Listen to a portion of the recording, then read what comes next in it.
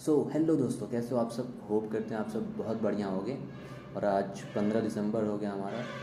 आज का क्लास शुरू करते हैं, ठीक है। तो सबसे पहले तो हमारा ये 12 बजे से लेके 12:30 हो गया, करीब 12:20, ठीक। तो अभी से लेके और 5 बजे तक का ये लाइव सेशन चलने वाला है, जिसमें हम न्यूज़पेपर एनालिसिस करेंगे। जो भी इम्पोर्टेंट होगा न्यूज़ उसको देखेंगे। फिर उसके बाद से 15 मिनट का ब्रेक लेके फिर मैं क्या हिस्ट्री का अपना रिवीजन करूँगा, फिर इकोनॉमिक रिवीजन करूँगा। उसके बाद से एनसीईआरटी, 1 घंटा एनसीईआरटी, जिसमें मुझे इकोनॉमिक्स का क्लास 12 का वो कंप्लीट करना है। तो ये शेड्यूल रहेगा आज का। अभी आज का न्यूज़ एनालिसिस शुरू करते हैं। जो मतलब इम्पॉर्टेंट है, जो न्यूज़ इम्पॉर्टेंट है उसको तो मैं रीडिंग करके अपना देख लूँगा, समझ लूँगा। सबसे पहले द हिंदू फर्स्ट पेज पे आके क्या आया है।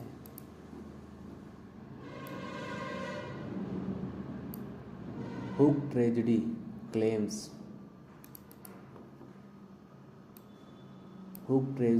several lives in dry Bihar, first page पे है। Official put death toll at 6, while villagers say at least 20 have died. Several of the victims lost eyesight while others are battling for life. Family members block highway in protest. 3 held. Amarnath Tiwari, Patna. 6 villagers have died in a suspected huge tragedy in Saran district in Dry Bihar. The district administration said on Wednesday. However, villagers told media person at least 20 people have died. In several villages. 3 people have been taken into custody. Prohibition, Excise and Registration Minister Sunil Kumar, Registration Minister Sunil Kumar said family members told media persons that the victims had gone to the Doyala village market under the Issue Park block in Chhapra on Monday night and consumed liquor. Their condition deteriorated on Tuesday, and 5 of them died the same night, while others lost their lives on Wednesday morning, said a family member of one of the deceased. Irate family member of deceased blocked the state highway in Chhapra and disrupted the movement of traffic. They burned tires and shouted slogans against the district administration, demanding compensation for the keen of the whose tragedy victims. They also demanded action against those involved in the accident. The death toll will increase by tomorrow, Thursday, as several critically ill people are undergoing treatment in private hospitals secretly for fear of the police. The protesting villagers reports said several of the victims had lost eyesight before breathing their last, while others were struggling for life in hospitals. 4 of them have been referred to the Patna Medical College and hospitals. 120 died this year.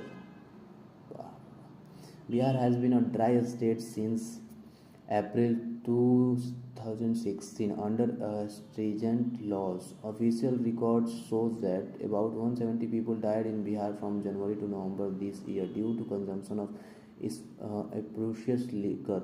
Chief Minister Nitish Kumar blamed the opposition BJP legislature when they raised the issue in the assembly. The row, the first page पे ये है, the row in house over China's border tussle. The opposition parties walked out of both houses of parliament on Wednesday after the government declined to allow a discussion on the India-China border issue on the Lok Sabha. The walkout was led by Congress leader Sonia Gandhi. The walkout was led by Congress leader Sonia Gandhi. As soon as the 0 hour began, Congress leader of the House, Adhir Ranjan Chaudhary, demanded a discussion on the India-China border situation and gave the example of late former Prime Minister Jawaharlal Nehru allowing a discussion in the Lok Sabha on the India-China war on 1962.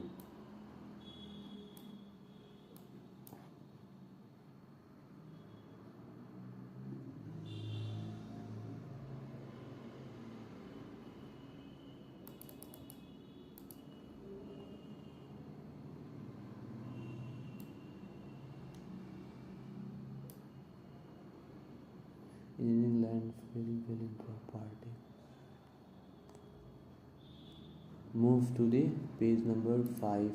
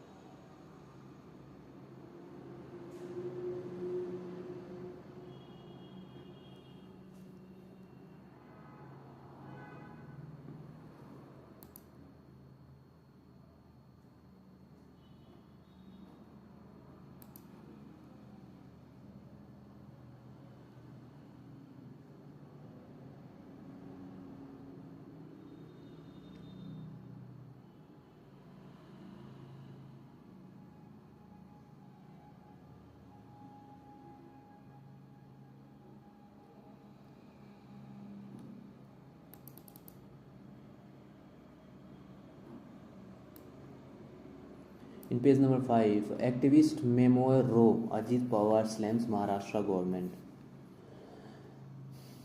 The state government was trying to impose an undeclared emergency by scrapping the literacy award.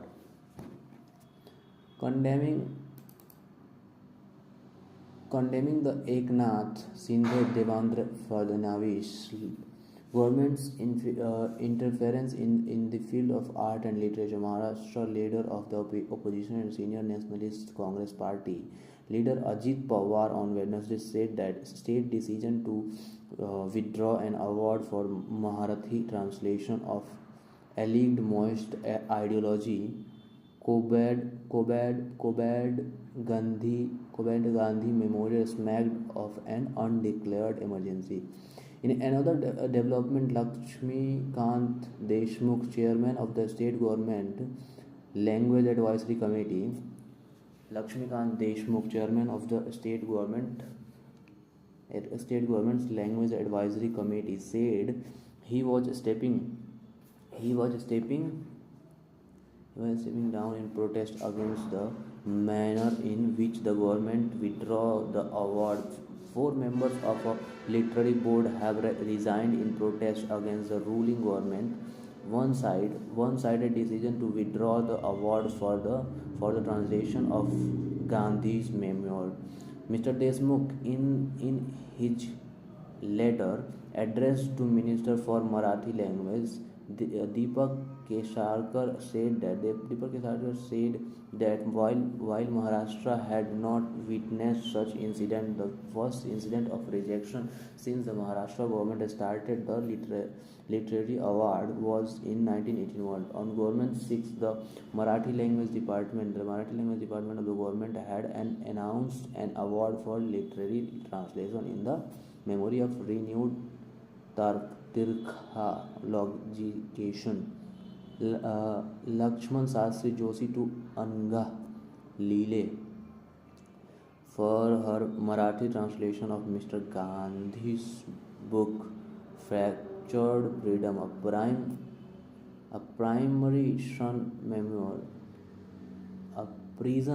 prison memoir.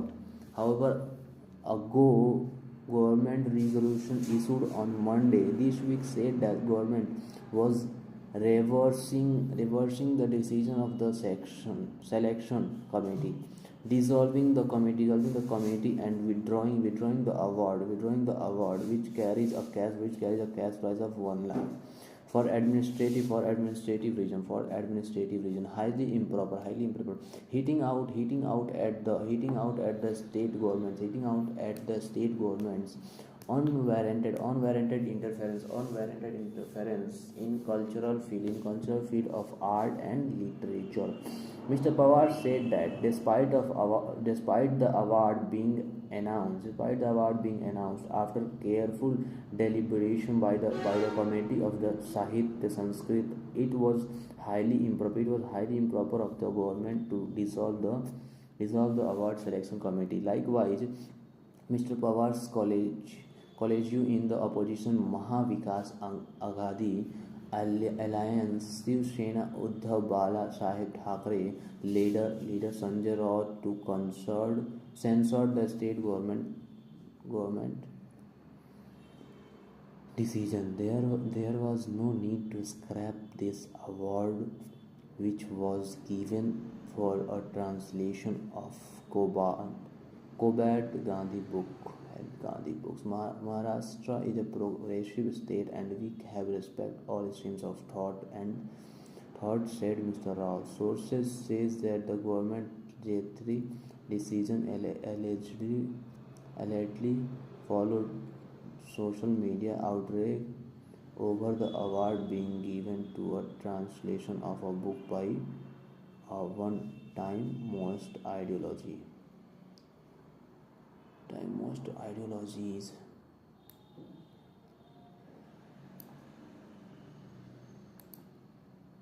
Why Agniveer other cadre have different pay scales?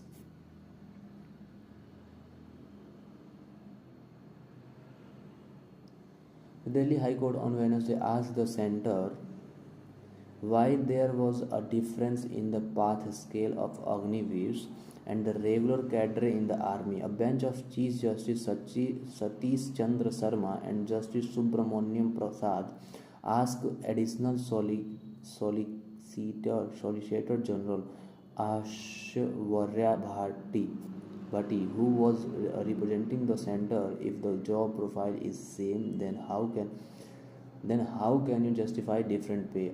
A lot will depend on the job profile. Get instruction on this and put it on an affidavit. Ms. Bhatti said that as the Agniveer's cadre was separate from the regular cadre, their terms and conditions as well responsibilities were also different from sepoy soldier, not regular service. Agniveer has been created as a separate cadre. It will not be counted as regular services. After serving as an Agniveer for 4 years, if he or she volunteer and is found fit, then his journey in the regular cadre begins. Mr. Bhatti submitted the centre was responding to a batch of petitions challenging the Agnipath scheme of recruiting soldiers. It said that the officer post Agnipath was the only way to join the armed force. How force is now at the soldiers level, and only the medical sections had been kept out of it. Many candidates have moved the court to direct the armed forces to resume the recruitment process cancelled due to the introduction of the Agnipath scheme. The centre, however, has argued that no appointment letter has ever been issued to the candidate who had applied under various recruitment advertisements issued by the Air Force, Army and Navy. In an earlier affidavit, the centre has defended the Agnipath scheme, saying that it aims at enhancing the youthful profile of armed force, including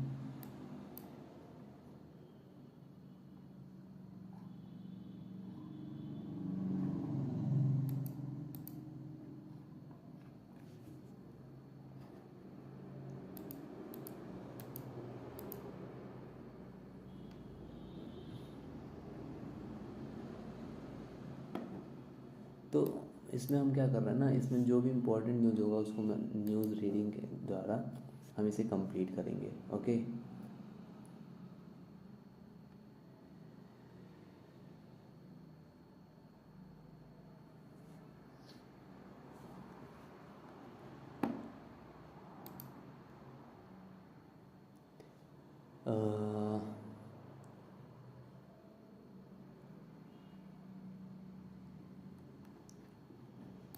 next page पे चलते हैं हम लोग। किस page पे? छठे page पे, ठीक है।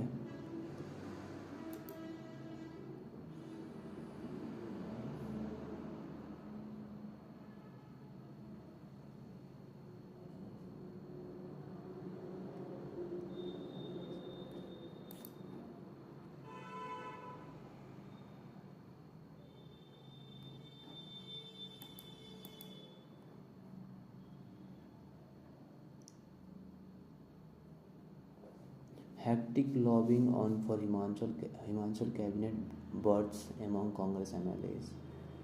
Man making in Punjab issues says Punjab governor and the Bhagwant Mann led up government heading for the another issues will make TN restoration sports says Udhanidhi Satlin. TMC moved to Tripura rise.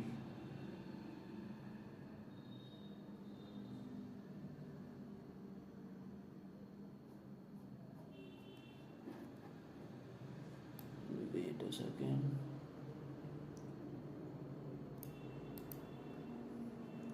Okay, let's move here with the will make TN a destination for sports says Udhanidhi Stalin. Okay, DMK youth wings leader MLA Udhanidhi Stalin was sworn in as minister in the Tamil Nadu cabinet on Wednesday. He said his priority was to make Tamil Nadu a sport destination. Governor R.N. Ravi administered the oath of office to Mr. Udhanidhi on Wednesday.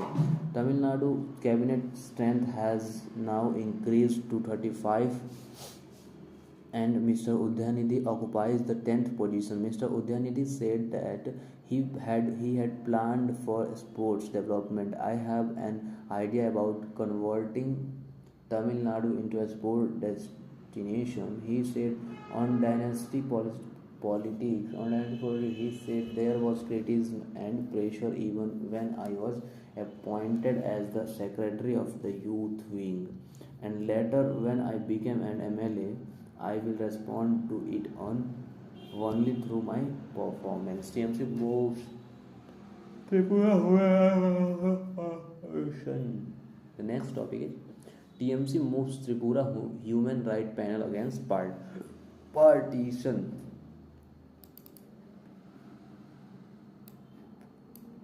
TMC Tripura human rights panel against partisan police. The Trinamool Congress on Wednesday moved the Tripura Human Rights Commission against the state police for allegedly acting in a partisan manner. The party complained that the police are preventing the opposition parties from holding political programs and often committing excess on innocent protesters. A party delegation comprising Rajya Sabha MP Susmita Dev and newly appointed President Piyush Kanti Biswas met commission official and submitted a memorandum. The memorandum cited several instances where police allegedly acted at the behest of the ruling party. The party also mentioned the recent assault on unemployed job aspirants who were staging staging demonstration outside the residence of Education Minister Ratan Lal Nath. The police even baton charged a youth suffering from kidney related ailments and a pregnant woman during the protest on Monday. Mr. Biswas said Mr. Biswas is a senior advocate and former central government standing counsel. The opposition alleged that Mr. Nath had ordered the police to disperse the mob from the premises. The TMC said that the police actions were aimed at silencing voices of resentment ahead of the state assembly election. At the state assembly elections. State assembly elections.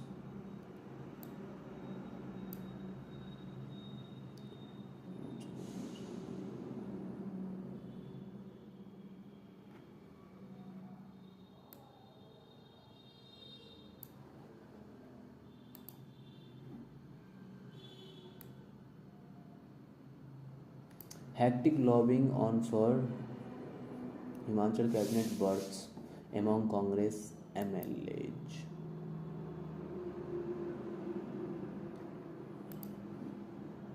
Chief Minister Sukhvinder Singh Sukhu is in New Delhi and likely to have a discussion with Rajveer Shukla, the party in charge of the state, over the probable names for the ministry.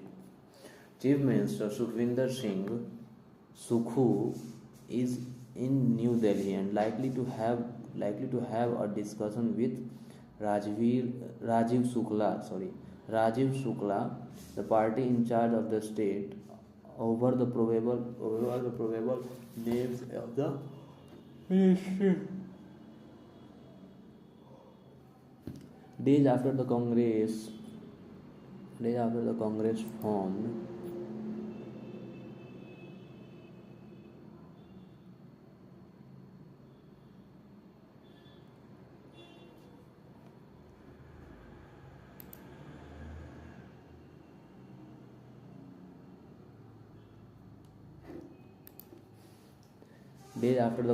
formed, its government in Himachal Pradesh, hectic lobbying by ministerial boards in the government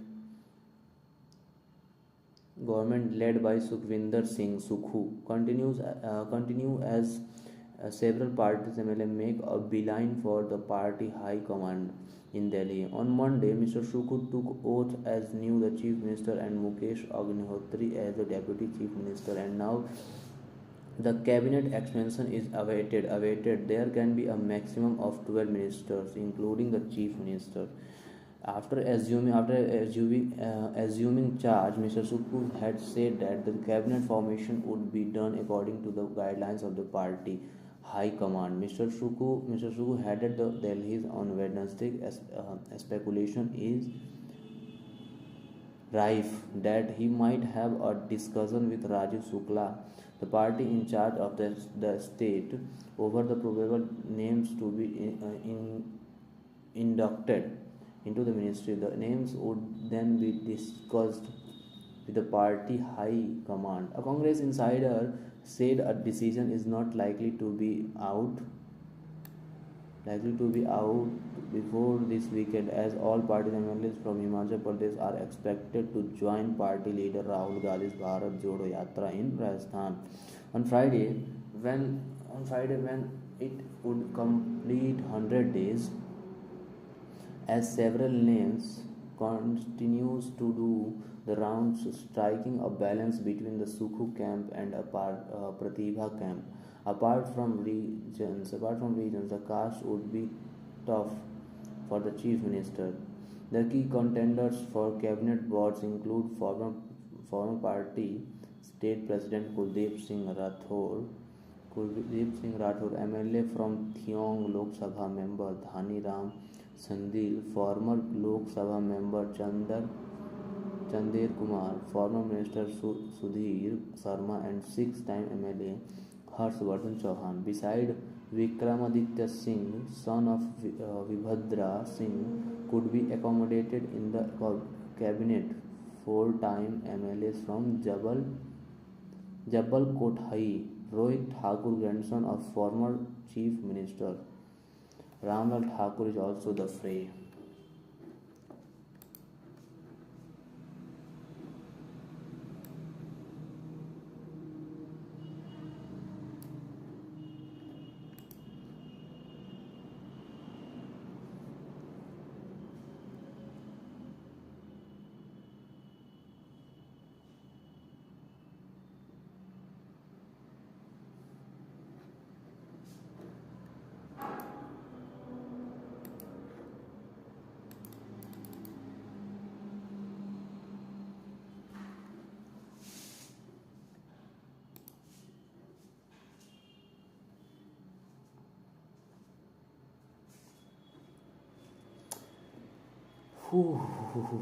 तो आज का editorial section में हम आएंगे। तो सबसे important है page number 8 पे है ये।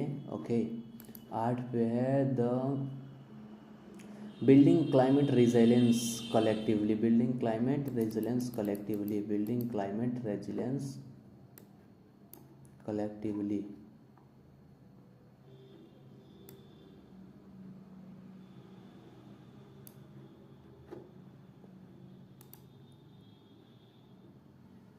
Building climate resilience collectively. India unveiled its long-term climate action plan at the 27th conference of the parties to the United Nations Framework Convention on Climate Change (COP27). COP27 में इसको लिख दिया, held in Sharm el Sheikh, Egypt in November. While the document titled Long-Term Low Carbon Development Strategy (LCDS), Long-Term Low Carbon Development Strategy, has multi-sector measures to reach a net zero emission status. Climate resilient urbanization forms a cornerstone of the Government of India's strategy under a Paris Agreement. This pronged and long-term plan for urban areas focuses on adaptation and resource efficiency in urban planning, climate responsive and climate resilient building and municipal services delivery. Have a data-driven approach. There are several flagship missions championed by the Ministry of Housing and Urban Affairs as well, which target the specified objectives toward creating a smart, sustainable and resilient urban India to facilitate implementation of the LCDS and other emissions and enable their integrations. A data-driven approach may be useful, demonstrating urban planning strategies aimed at climate resilience through a specified actions and interventions backed by sound data and linking them to various finance streams accessible to the urban local bodies is important. Cities need effective and efficient planning instrument that translate master plans into transformative businesses ready investment projects. For instance, the urban sustainability assessment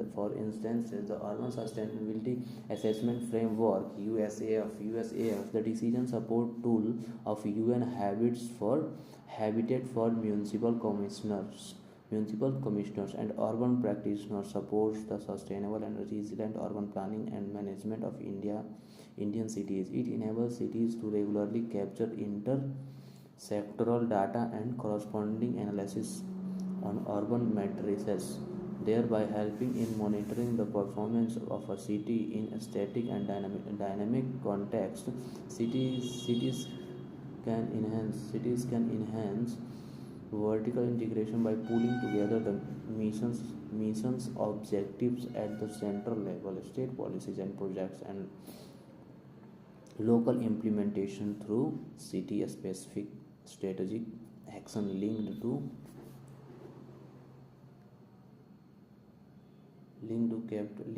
capital investment.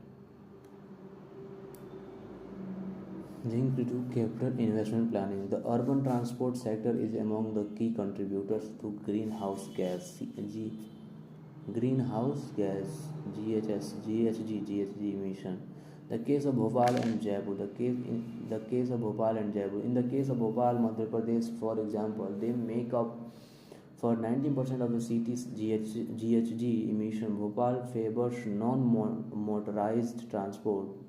Bhopal favors non-motorized transport (NMT) with a 43% NMT modal share, but provides access to public bike docking stop to only 24% of its population.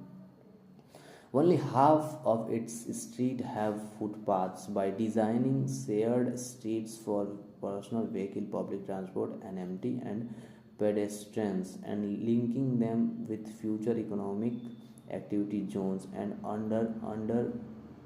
underserved areas, the city has immense potential to reduce its carbon footprints.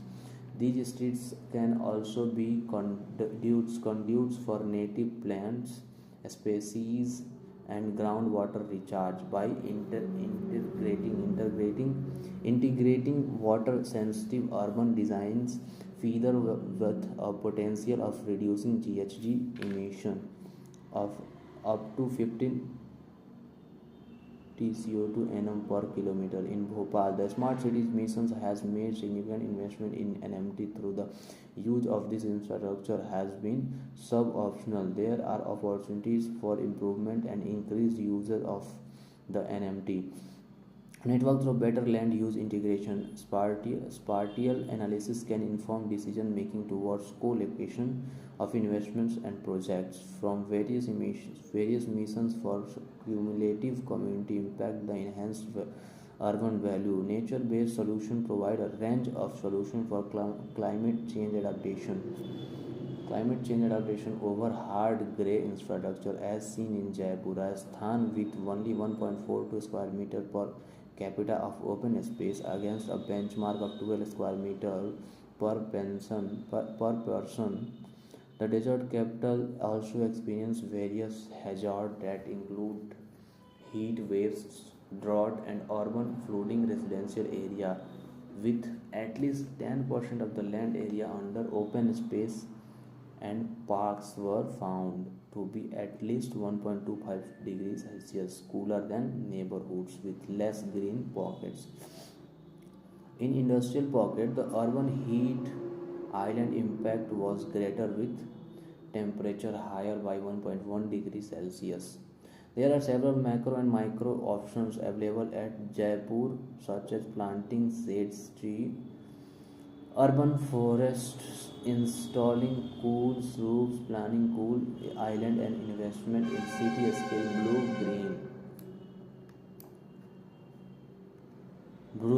green infrastructure to improve the microclimate and environmental conditions. Jaipur has also witnessed a significant decline in porous surfaces by 50% in the last 3 decades and a corresponding sharp increase in surface storm water runoff 156%, which the city struggles to accommodate, leading to regular urban flooding. Simple yet effective solution that can increase Jaipur's resilience, including community recharge pits in neighborhood parks and increasing permeable space along mobility corridor to decrease the runoff by a sizable fraction. Such interventions find consensus with the Atal Mission for Rejuvenation and Urban Transformation (AMROOT) mandates and allows for cities to integrate them with their capital investment plans. The suggested planning approach merits a comprehensive stakeholders participation toward building climate resilience, active involvement from various tiers of government, non-governmental, community-based organization, and academic institution is desirable at each step, from building a sustainability profile at arriving at very specific intervention. movement on the city. Performance indicators communicate the impact of these interventions to the decision makers and the community at large. In condition cumulative benefit and efficient use of public resources from the various central and state emission and on-ground convergence are possible by identifying neighborhoods, wards to co-locate investment for holistic and integrated city-level transformation. This evidence-based approach aims at making cities sustainable, resilient, and inclusive, with no one and no places left behind. All this is in the spirit of the Sharm el Sheikh implementation plan, which affirms that sustainable and just solution to the climate crisis must be founded on meaningful and effective social dialogue and participation of all stakeholders. Therefore, India's long-term strategy must accommodate the most vulnerable of its people in its low-emission pathways to achieve sustainable economic growth and poverty eradication. Poverty eradication. ये आज का editorial में important था.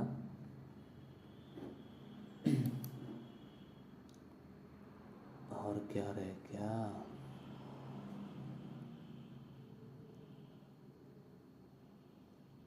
इसमें एक और important है page number 8 पे ही.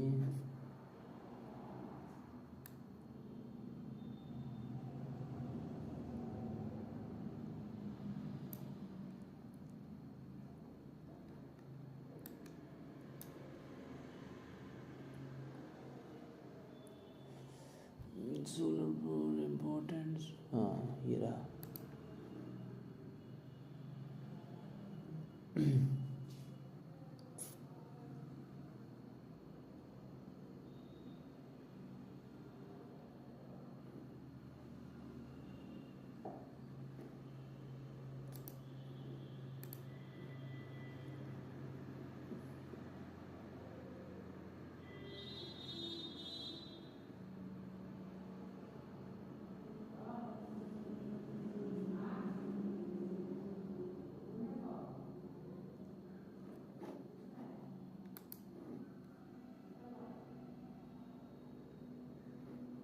Solar power is important for India, but it will not solve every energy need.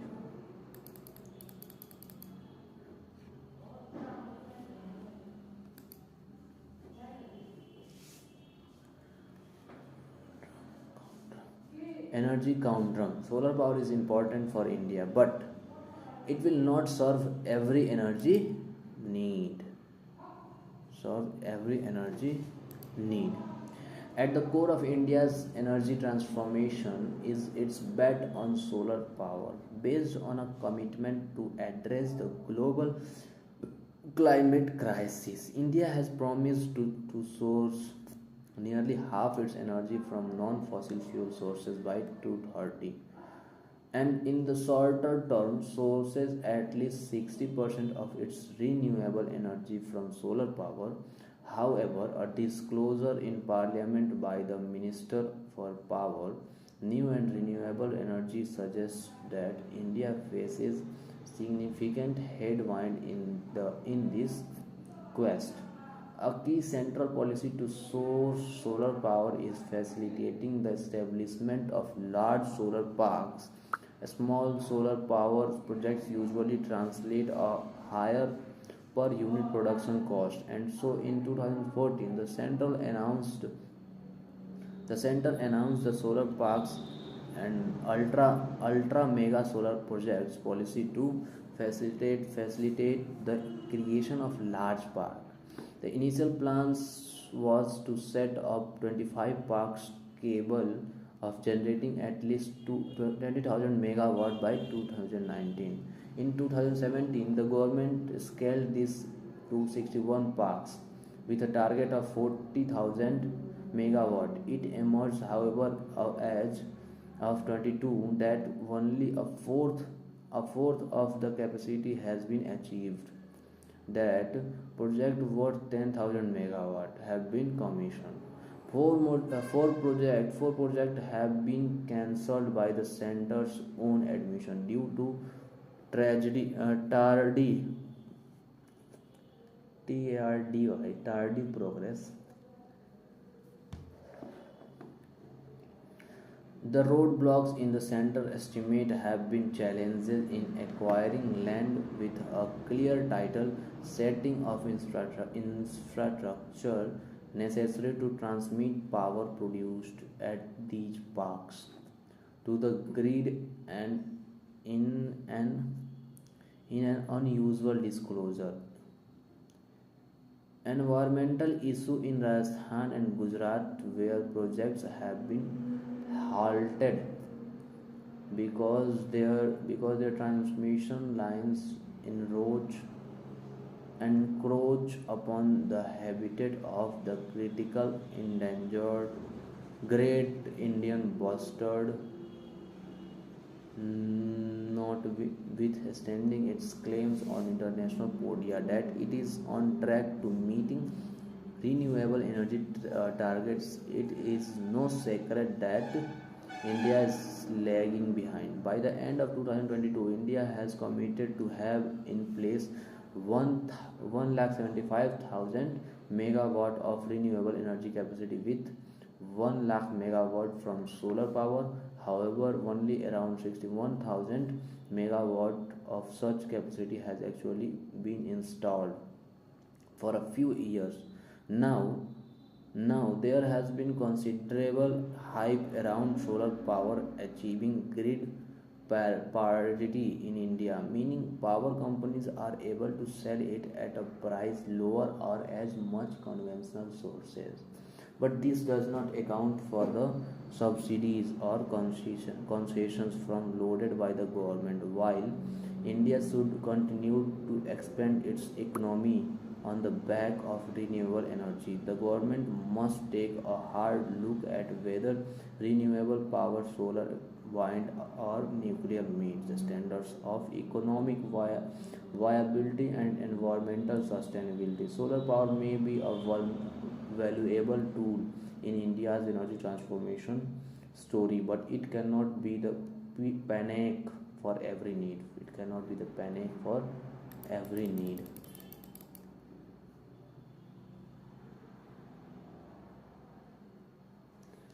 Conundrum warning sign India's.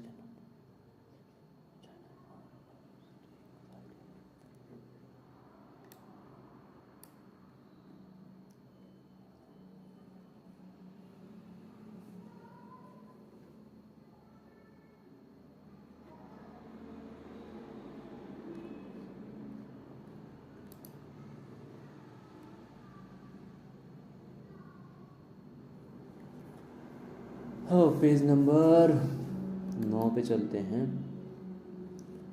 और देखते हैं आज को क्या इम्पोर्टेंट है इधर।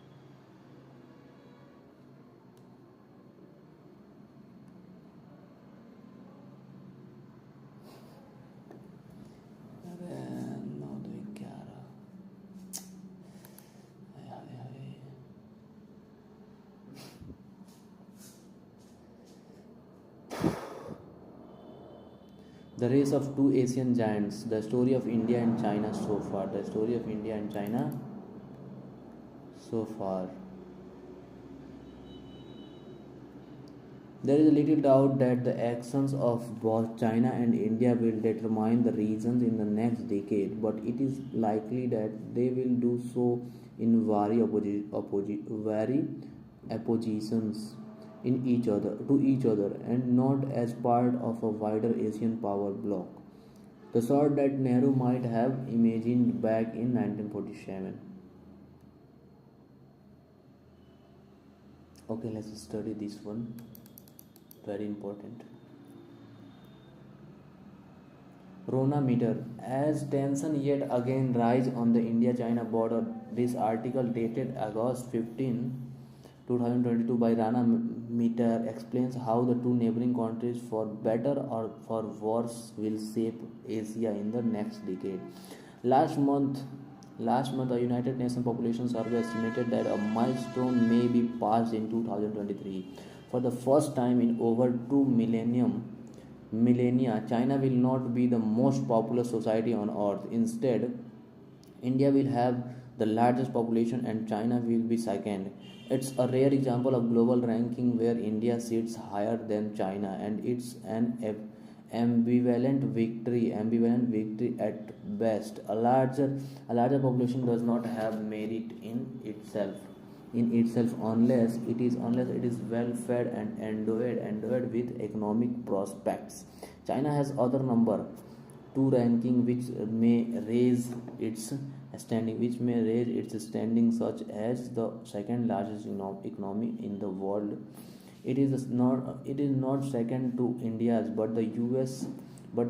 This is a reminder of how far the two Asian giants have come since their moments of profound political change in the late 1940s, independence for India in 1947, the victory of the Chinese Communist Party and establishment of the People's Republic of China (PRC) in 1949. The global power terms China now looms above India, but the fluidity of geopolitics in the 2020 may give India advantage in the world's now being shaped different directions. The world of the late 1940s different direction को देखते हैं हम लोग.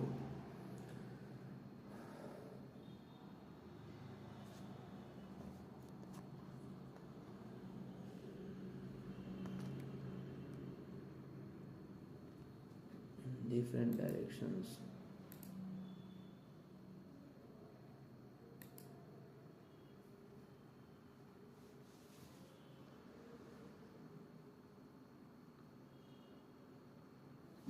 Okay people, मैं तो थक गया, मैं थोड़ा पानी पी लूँ.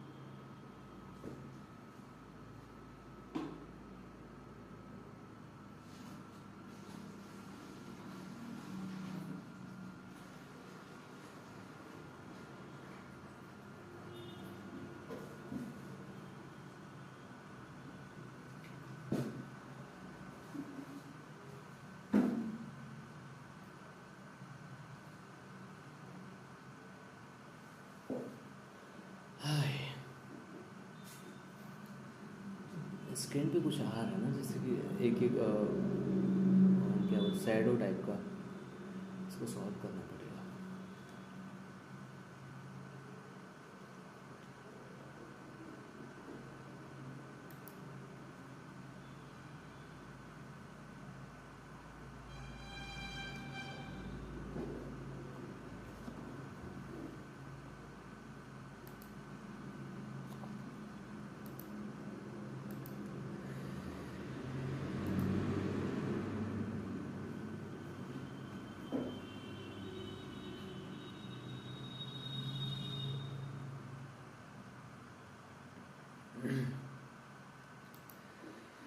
सो different directions the world of the late किसका डिफरेंट डायरेक्शन हम देख रहे हैं, ये जो इंडिया और चाइना का जो अगेंस्ट है उसका access of both China and India will determine the region opposition to each other and not as a part of wider Asian power bloc, the sort at Nehru.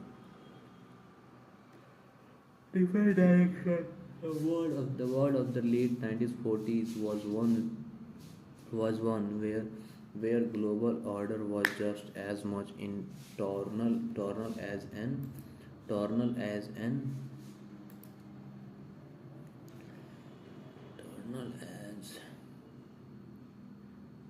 in the present day. India had become the first major British colony to gain freedom, and its new leader Jawaharlal Nehru saw the fate of India as important not only for his country own people but also for the other still colonized people of Asia.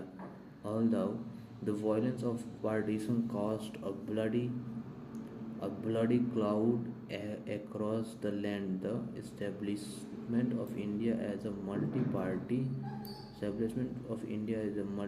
electoral democracy with a free media was a foundation stone of a secular politics that Nehru embodied and wanted an independent India to represent. China's fate at that time was also marked by violence, but it had a very different result. China had fought Japan from 1937 and 1945 during World War II, but was then plunged into a civil war between the ruling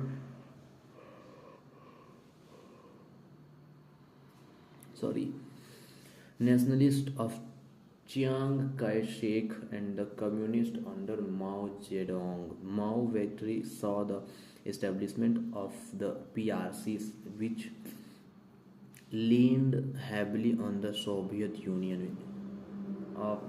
Union for its economic model. China was kept out of the United Nations for another 2 decades. The decades and did not open diplomatic relations with the US for 3. The years of Mao rule saw immense domestic turmoil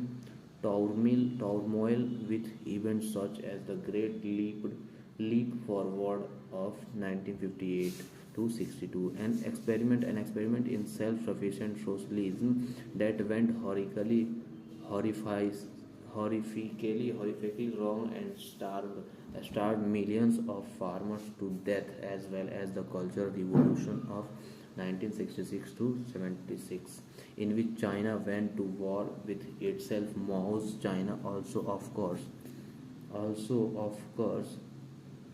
went to war with India in a border conflict in 1962, whose after effects are still very evident today.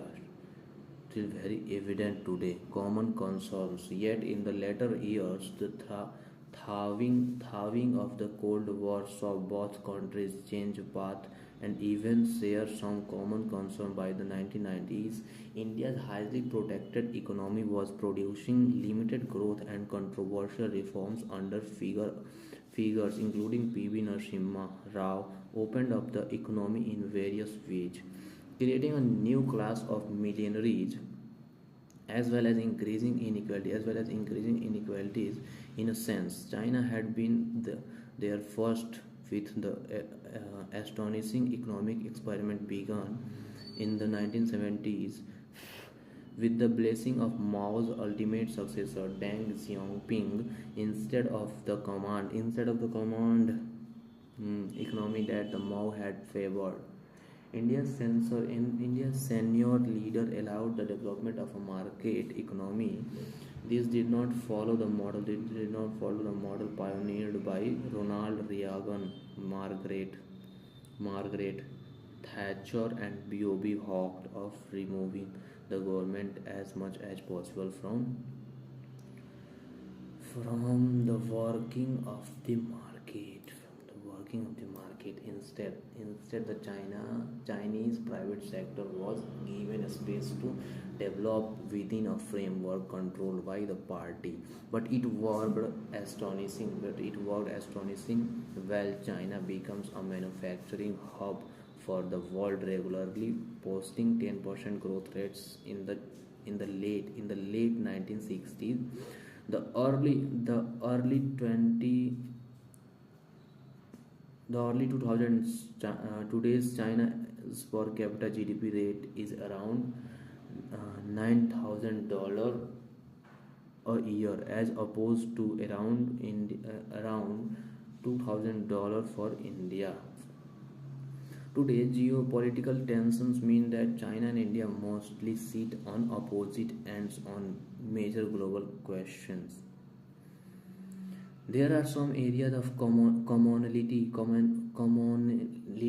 To be fair, are nervous about climate change commitments that may hamper their growth, and both abstained at the United Nations this year rather than commending Russia invasion of Ukraine. Lessons to be learned. Yet there are also elements behind their rise that mean that both sides can learn from each other. One of China's most powerful engines for growth has been its stress on education. 2.4% of GDP goes on research and development, broadly defines, and in international universities ranking, which mostly rate hard sciences. China has a group of institutions in the top tier, many more than India. Education is not even distributed, with urban centers obtaining much more of the pie than the children of the countryside. Yet there is no doubt that China's stress on building human capital has had result. However, China's current political system runs the risk of losing its gain as it becomes narrow and more authoritarian in the last few years. Technology entrepreneur, academic, and lawyer have all become victims of political crackdowns by the parties which is concerned about any voices that do not simply follow the line sent down by Beijing. Societies that suppress questioning voices find in time that their capacity to innovate is damaged. India has long had a pluralist system with a variety of voices. The flexibility and capacity of change that such a system can provide should give both China and India pause for thought, if neither wants to fall behind in the next stage of global development. Challenges ahead. The 2020 will provide a set of challenges for both India and China. On the international stage, both countries need to think where they can find new friends. In the case of India, there are plenty of suitors, as the establishment of the Quad naval agreements with the US, Australia, and Japan suggest. Yet independent India has always been reluctant to become too entangled a dispute beyond its borders. The growing strength of China has become a source of alarm for India. The growing strength of China has become a source of alarm for India.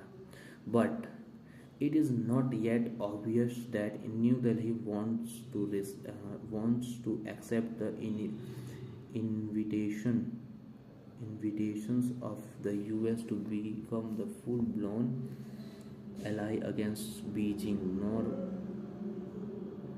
nor what New Delhi reactions would be say to a China attempt to take Taiwan in the near future.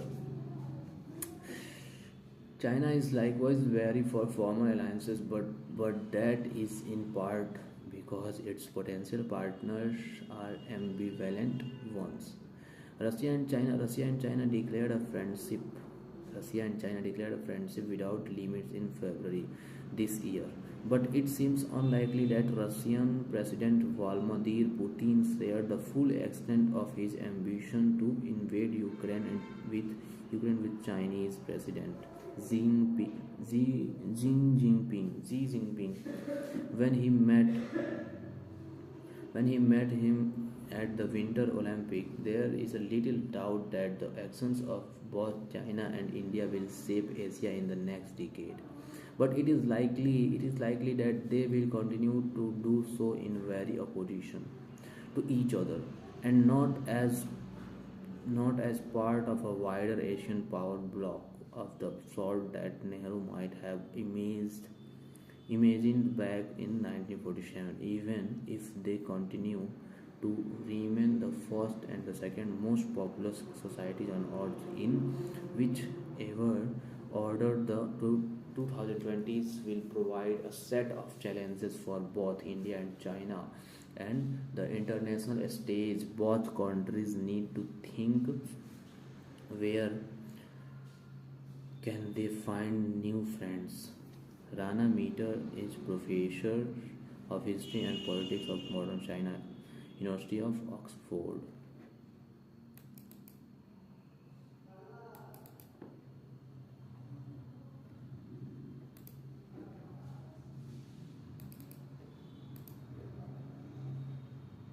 Fusion energy breakthrough. Fusion energy breakthrough. China targets elderly with booster jaw drives as COVID-19 cases surge. Ahead of UNSC session, Pak raises claims against to India.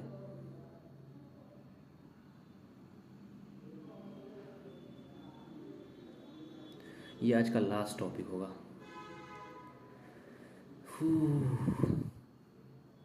जो कि page number 13 पे होगा. Understanding the fusion energy breakthrough announced by the US. Understanding the fusion energy breakthrough announced by the US. बहुत बड़ा article है और ये आज का लास्ट होगा.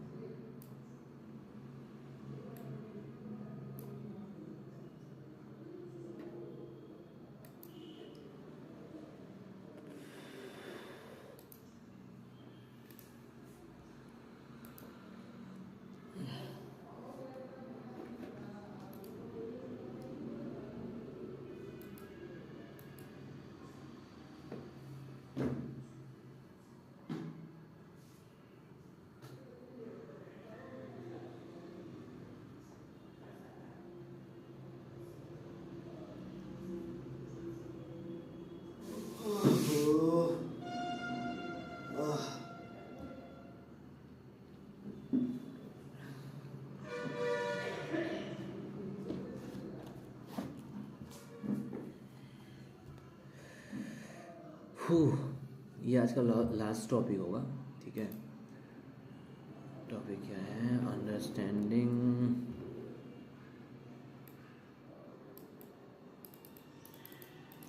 Understanding the fusion energy breakthrough announced by the US.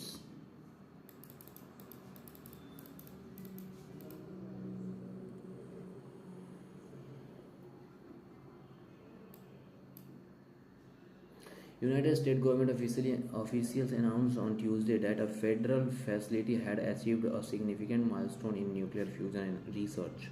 Energy Secretary Jennifer Granholm said the feat puts us on the path to zero carbon abundant fusion energy powering our societies. Officials said that the National Ignition Facility (NIF) at the Lawrence Livermore National Laboratory (LLNL) California had conducted a fusion test on December 5 that produced 153% as much energy as went into triggering it. The NIF uses powerful lasers to heat and compress hydrogen nuclei. When the nuclei fuse, they release heat. When this heat is equal to or greater than the delivered to delivered to delivered to the container, the event is called ignition. The ratio of the output energy to the input delivered to the container is the gain. In 2021, the NIF reported that it had achieved a gain of 0.72. Now it has reportedly achieved ignitions with a gain of 1.53 with a yield of 3 megajoules. The recent results from the NIF are a major achievements on the road to fusion energy.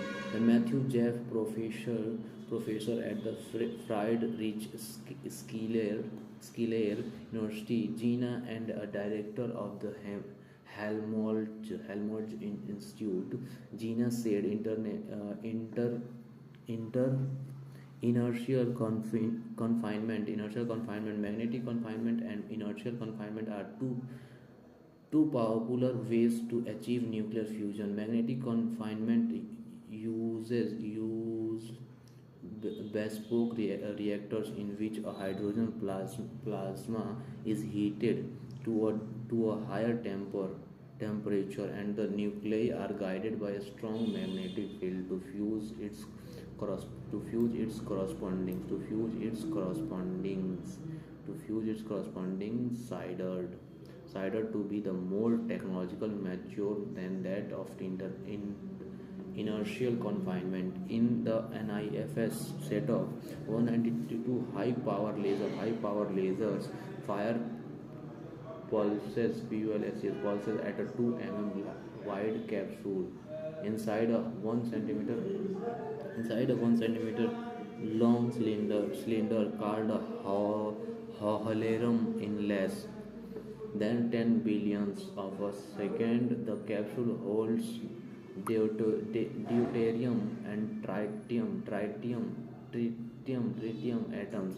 As the pulses strike the hoheliums inside, the latter heats up and releases X-rays which heat the nuclei to millions of Kelvin and compress them to billion of Earth atmospheres. The high temperature is required to energize the nuclei to overcome their mutual like charges repulsion. The technique is called inertial confinement because the nuclei inertia creates a short window between implosion and explosion in which nuclear forces dominates fusion the nuclei. When two hydrogen nuclei fuse, yield a halogen.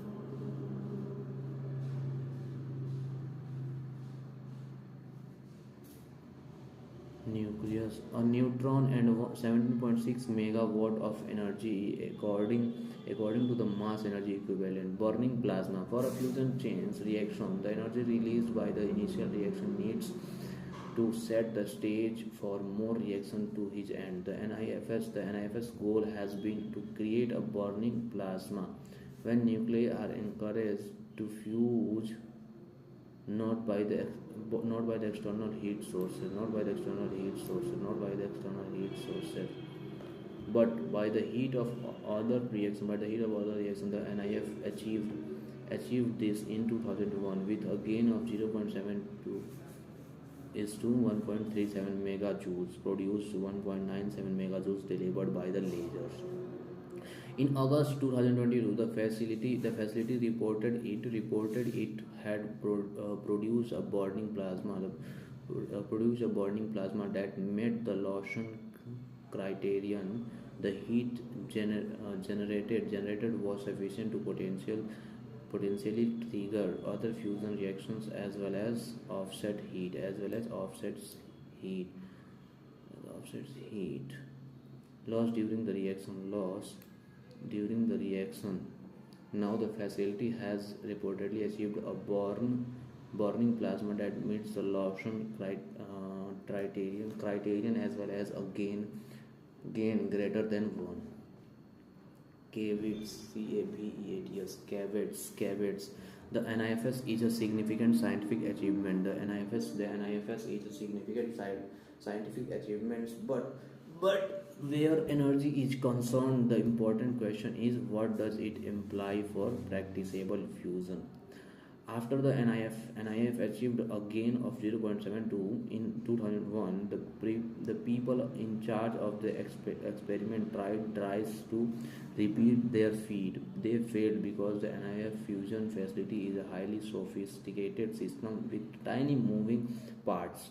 Even a small change in input conditions like microscopic bumps on the capsule can lead to large variation in output. So the NIF will need to reproduce its new result second for fusion to be truly gainful. The energy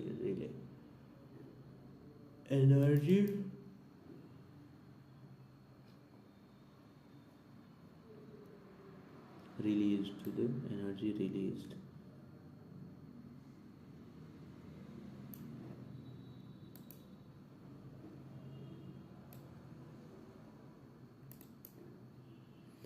the energy released by the reaction needs to be greater than the energy going into the laser, about 300 megajoules, and not just the energy delivered to the halurium. This has not yet been achieved. The energy transferred to the plasma is just about 1%. The rest is all lost in the author process, said Sisir Deshpande, a professor at the Institute for Plasma Research, Gandhinagar. Next milestone. Future research will need to focus on reaching the next major milestones, a target gain of G greater than 100, which is required to run a power plant efficiently according to Matthew Jeff, professor at the Friedrich Schiller University. Jena and the director of Helmholtz Institute, Jena, said that if the laser deposits 2 megajoules, the reaction in a power plant will have to produce at least 200 megajoules to be feasible, and even if one were to achieve high gains, Mr. Deshpande said questions about how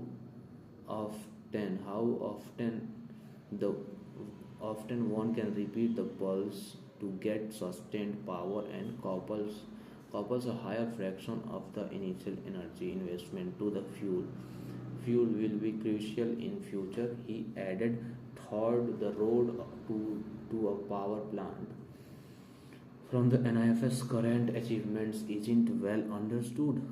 For example, at the NIF, lasers fire at a holrum, generating X-rays that heat the capsule instead of heating the capsules directly.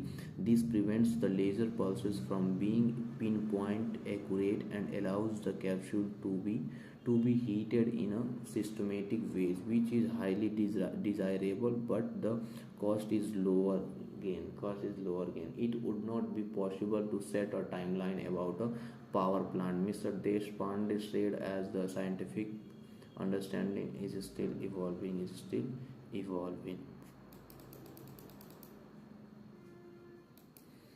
So people,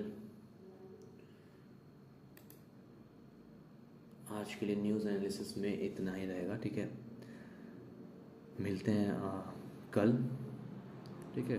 अब से मैं थोड़ा कोशिश करूँगा कि morning में ही सारा analysis दे दूँ आपको, ठीक है। सो तब तक के लिए न्यूज़ एनालिसिस देखो, और शाम तक आपको ये जो भी लाइव सेशन चलता है उसका एक कंक्लूज़न अलग से वीडियो जिसमें आपको PDF फॉर्मेट भी मिल जाए, उसमें आपको आवाज़ भी सुन लो और पढ़ते भी जाओ, वो मिल जाएगा। तो उसके लिए फॉलो कर लो, सब्सक्राइब कर लो, रेड बटन है दबा दो, लाइक कर लेना, एक कमेंट छोड़ जाना। कमेंट छोड़ के वो जाना कि जो भी सुनो उसमें कोई जो क्रिटिकल वर्ड आपको दिखे उसे गूगल पे, विकिपीडिया पे सर्च करो, और जो एक शॉर्ट समरी आता है ना उसे आप कमेंट में नोट डाउन करो, सेंड करो। हम भी पढ़ेंगे, आप भी पढ़ना, सब एक साथ पढ़ेंगे। Thank you.